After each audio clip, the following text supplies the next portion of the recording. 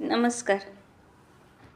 आज आपण प्रत्येक मंदिरात प्रवेश करतो आणि आपण पाहतो मंदिरात प्रत्येक मंदिरामध्ये गर्भगृहाच्या समोर कासव असतेच.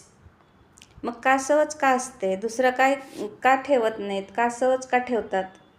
तर त्याचं आपण माहिती बघूया की मंदिरात प्रवेश करताना आपण पहिलं कासवाचं दर्शन घेतो आणि मग मंदिरात जातो. मग कुठल्या मंदिरात पितळाचे असते, कुठल्या मंदिरात दगडाचे असते, पण कासव असतेच. मग त्याला आपण स्पर्श करून देवाकडे जातो. पण कधी विचार केलाय का की आपण कासवच का ठेवले जाते? मग त्याच्या मागे एक मोठे आध्यात्मिक गुपित दडलेलं आहे. तर आज ते आपण बघूया. तर कासवाचं एक सर्वात मोठी खासियत म्हणजे जेव्हा कधी त्याच्यावर संकट येते किंवा त्याला भीती वाटते किंवा कोणी काही त्याला स्पर्श करते, तर त्यावेळेस त्याचे सर्व अवयव ते आपल्या पोटात ओढून घेते आणि शांत राहते. मग या गोष्टीतून आपल्याला काय शिकायचं आहे? तर संत ज्ञानेश्वर माऊली पण ज्ञानेश्वरीमध्ये सांगत आहेत की जसं कासव स्वतःच्या इच्छेने आपली सर्व अंगे आत ओढून घेते, तसेच माणसाने मंदिरात जाताना आपल्या बाहेरील जगातील वासना, विचार, काम, क्रोध हे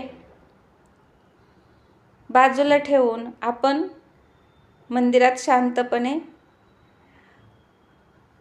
नम्रपणे जायला पाहिजे आणि आपण देवाशी लीन व्हायला पाहिजे. आणि दुसरं म्हणजे कासवाची कशी असते नजर? तर तीक्ष्ण असते नजर. मग अशी एक धार्मिक श्रद्धा आहे की काशवीन आपल्या पिल्लाला दूध पाजत नाही किंवा त्याला त्याच्या जवळ पण जात नाही. मग ती काय करते? लांबूनच पिल्लावर नजर ठेवते आणि तिच्या त्या केवळ नजरेने त्या पिल्ल्याचे संगोपन होते. मग जेव्हा आपण मंदिरात जातो तेव्हा आपणही कासवासारखे एकाग्र होऊन देवाची भक्ती केली पाहिजे, जेणेकरून देवाची आपल्यावर कृपादृष्टी होईल. आणि तिसरं म्हणजे विष्णूचा कूर्म अवतार.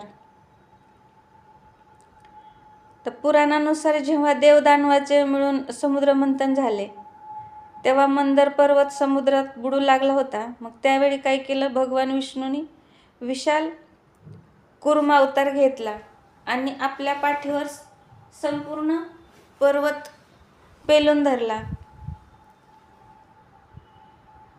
मग हे कासव काय आहे? तर सहनशीलतेचे आणि स्थिरतेचे प्रतीक आहे. मग मंदिरात जाताना आपले मन ही कासवासारखे स्थिर असायला पाहिजे. मग यामागचा हाच उद्देश आहे. थोडक्यात सांगायचं म्हटलं तर काय आहे? तर हे मानवा, जगात कितीही गोंधळ असला तरी मंदिरात येताना स्वतःच्या अंतर्मनात डोकव, स्थिर हो आणि मगच परमात्म्याचं दर्शन घे. मग आपण पुढच्या वेळेस ज्यावेळेस मंदिरात जाल तेव्हा कासवाकडे पाहून हा विचार नक्की आठवा आणि संतांचं हे शिकवण पण आठवा. आणि कासवाच्या मागे उभा राहून कासवाने जशी नजर देवाकडे ठेवलेली आहे तशी आपलीही नजर देवाकडे करून प्रार्थना करूया. की प्रार्थना काय करूया? की कासवात जे गुण आहेत ते माझ्यात येऊ दे, अशी आपण देवाच्या चरणी प्रार्थना करूया. तर व्हिडिओ आवडला असेल तर शेअर करा, लाईक करा, पुढे पुढे पाठवत चला, हे नम्र विनंती.